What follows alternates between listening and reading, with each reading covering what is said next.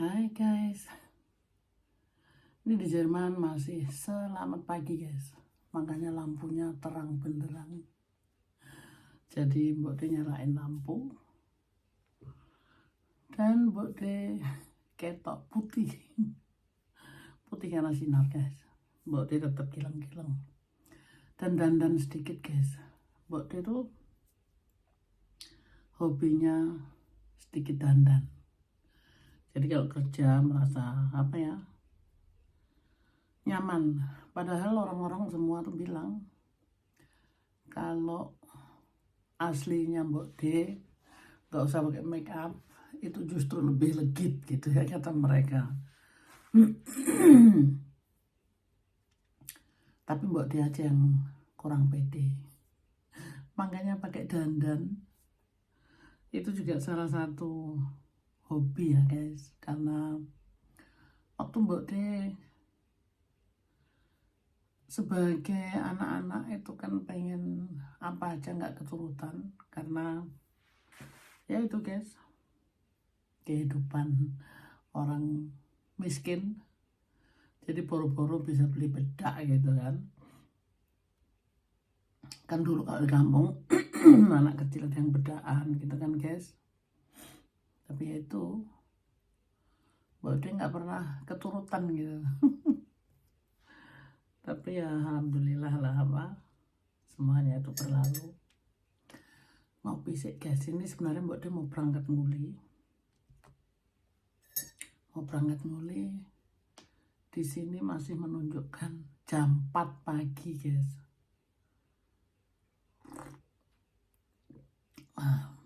Tuh kopi susu.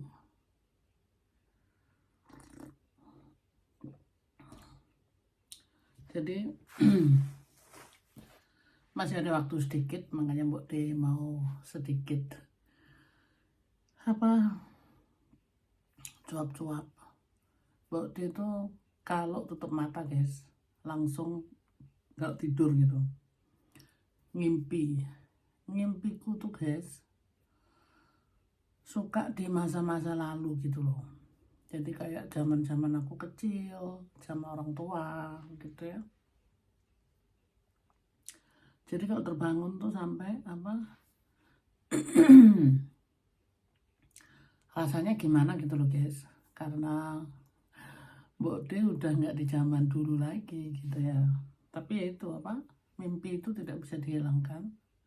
Setiap Mbok De tidur langsung mimpinya bablas gitu kan. Ya kayak gitu guys. Terus hari ini, untuk minggu ini, hari mau menuju akhir minggu itu guys. Jadi Mbok De itu senang sekali karena kita tuh di sini sangat hari-hari kita tuh kerja.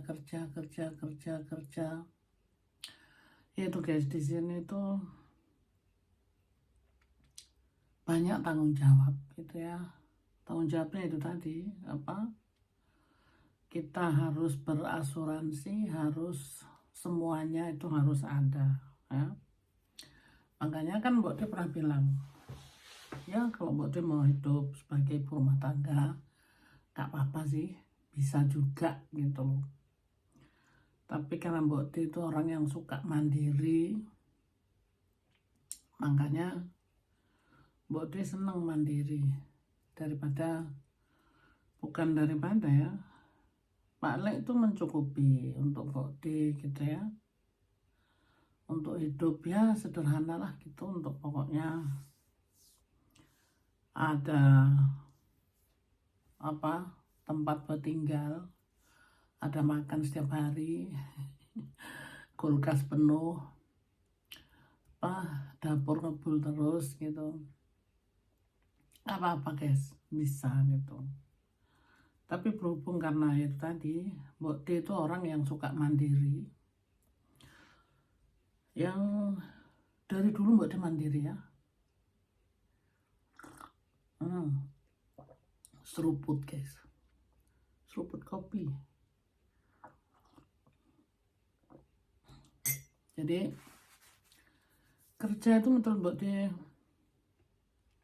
memang bangun itu berat guys, apalagi kalau bangun jam 3 pagi gitu ya. Mbak De itu kadang bangun nggak percaya gitu guys, karena jam 3 jam 4 itu enak-enaknya tidur gitu kan. Mbak De sampai delosor turunnya tuh apa pelan-pelan sambil masih ngantuk gitu ya, walaupun waker udah bunyinya kenceng gitu. Terus duduk di sofa sini kadang geletak gitu bisa tertidur lagi guys. Nah perjuangannya seperti itu. Jarang keluar kamar itu mata masih ditutup gitu ya. Jadi pekerjaan itu buat Mbak De ya penting gitu ya, tapi bukan berarti kita hanya untuk kerja hidup ini, enggak juga.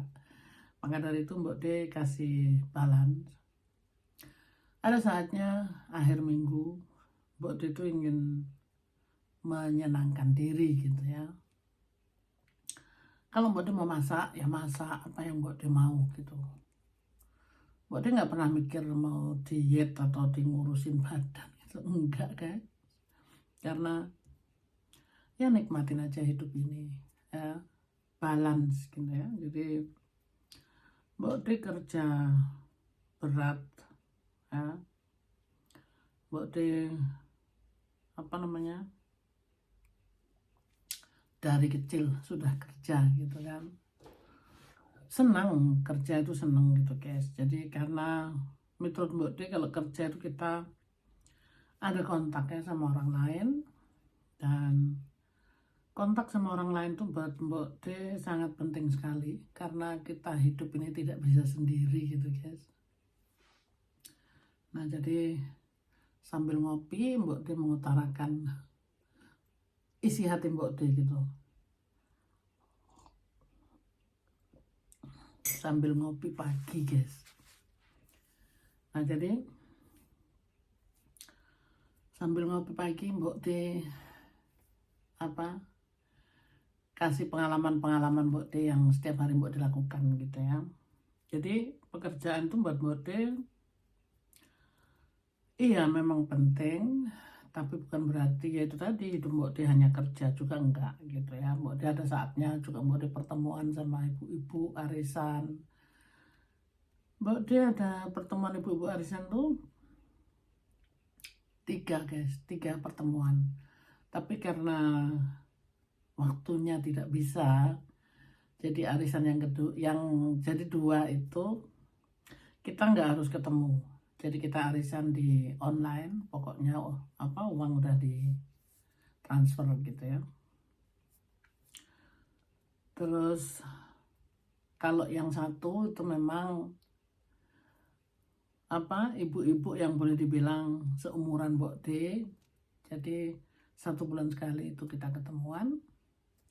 Karena itu penting guys, untuk kita apa ya, komunikasi dengan apa dunia nyata ya. Jadi kita pun perlu hidup di dunia nyata yang sama orang lain gitu kan. Memang Mbak De bahagia sekali apa bisa nge-YouTube, bisa apa bercurhat di sini gitu ya. Tapi kan Mbak De perlu juga apa live gitu loh guys. Maksudnya kita ketemuan, seneng-seneng bercanda ria gitu ya. Jadi maka dari itu guys, kalau mau akhir minggu gini Mbak De sama Pak Lek tuh udah seneng sekali. Jadi kita udah bikin schedule, udah plan kemana-mana gitu. Hari Sabtu jam berapa, kemana, di mana, pagi, siang gimana, malam gimana, semua udah kita jadwal gitu ya. Jadi waktu itu di sini sangat-sangat berguna sekali guys. Jadi hari Minggu itu juga kita udah atur semua ya. Karena ya itu tadi guys, kita di sini harus benar-benar pinter memanage waktu. Karena kalau enggak kita kalah kabut. Kopi guys. Jadi apa Mbok D itu bersyukur juga gitu. Kadang Mbok D kalau bangun gitu ya, Mbok D teringat masa lalu, masa kecil gitu ya, waktu Mbok D menjadi asisten rumah tangga di Jakarta maupun di Semarang. Bangun tidur, Mbok D harus langsung nyuci pakai tangan guys. Kan nggak ada mesin ya zaman dulu, ya nggak tahu lah, mungkin sudah ada tapi aku belum pernah lihat gitu guys. Jadi aku harus mencuci pakaian pakai tangan sampai tanganku semua rangen guys, kena sabun deterjen atau sabun apa itu, kakiku rangen semua guys.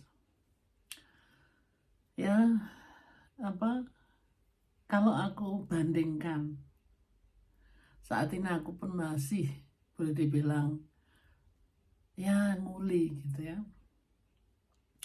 tapi itu beda guys. Saat ini aku nguli itu ada peraturan gitu ya, jadi Mbok D juga harus ngikutin peraturan, tapi Mbok D di sini Mbok D itu diorangkan gitu ya. Jadi Mbok D dibayar per jam. Terus Mbok D dikasih kepercayaan sesuatu yang sangat luar biasa gitu ya. Mbok D di sini bukan mau bilang apa ya, pamer. Jadi tahu maksud Mbok D di sini ya.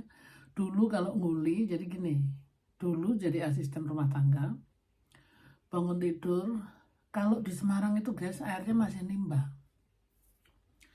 Jadi Mbok D harus nimba. Kan Mbok D pernah cerita di video yang lalu.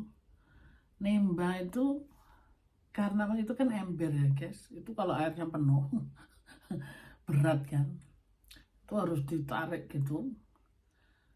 Melorot guys, kalau tanganku melorot gitu, aku yang ditarik ke atas. Jadi itulah pengalamanku yang dulu. Kan aku sudah bilang masih untung aku nggak kecemplung sumurnya gitu ya. Sumurnya dalam loh guys. Tapi Tuhan tuh maha adil ya, melindungi Mbok D sampai saat ini dari mara bahaya gitu ya.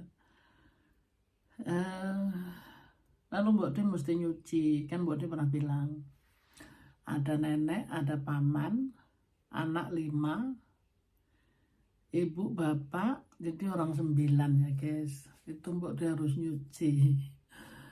Itu Mbok D umur ya paling tua itu 9 tahun atau 10 tahun guys. Lebih itu enggak, karena kan Mbok D udah bilang naik kelas 2 naik kelas 3 SD. Naik kelas 3 SD kalau Mbok D, kenapa Mbok D hitung 9 tahun? Karena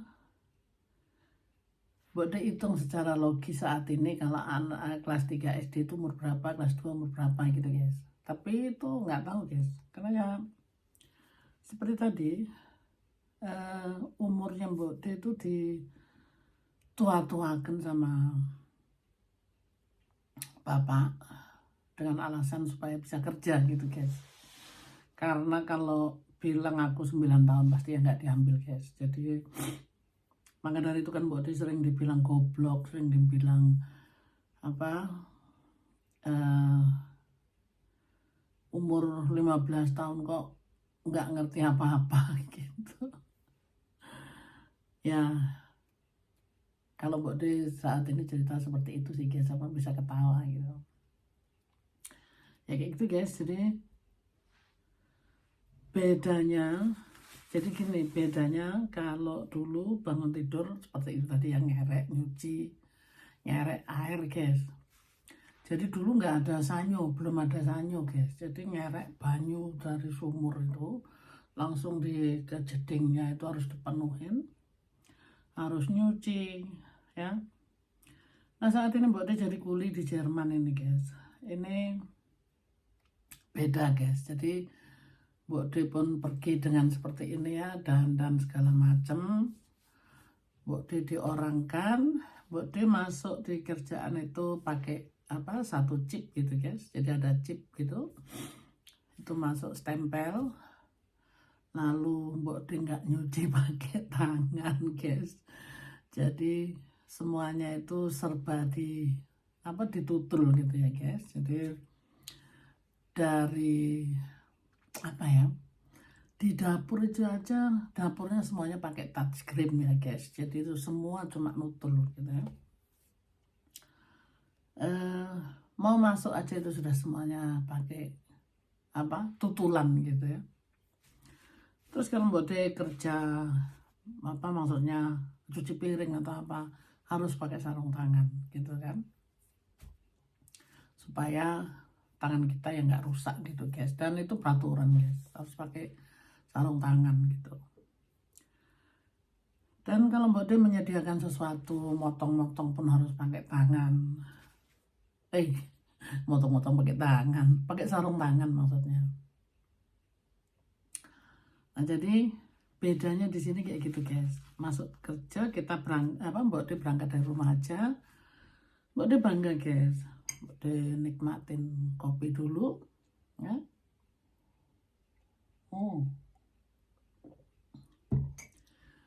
Jadi mbak de bisa dengan sadar gitu ya. Lalu mbak de merasa kayak orang gitu guys, pergi kerja naik mobil, nyetir sendiri, walaupun perjalanan 1 jam, itu buat mbak de luar biasa guys. Jadi mbak de di sini bukan semata-mata hanya uang gitu ya. Memang mbak de perlu uang di sini, kalau nggak perlu uang itu bohong gitu kan. Tapi penghargaan dan perubahan hidup buat mbak de itu luar biasa. Jadi mbak de merasa kalau lagi naik mobil gitu, ini pembantu rumah tangga dulu, sekarang naik jadi seperti ini, itu suatu penghargaan yang luar biasa buatku gitu guys ya. Jadi mbak de dari kecil memang cita-citanya pengen nyetir mobil sendiri, pengen punya mobil sendiri.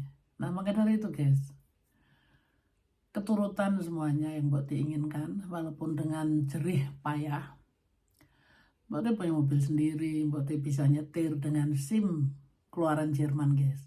SIM keluaran Jerman itu tidak sembarangan guys. Jadi memang mbak de nggak bisa nyetir di Indonesia karena peraturannya beda gitu guys. Tapi secara peraturan SIM Jerman itu berlaku untuk seluruh dunia.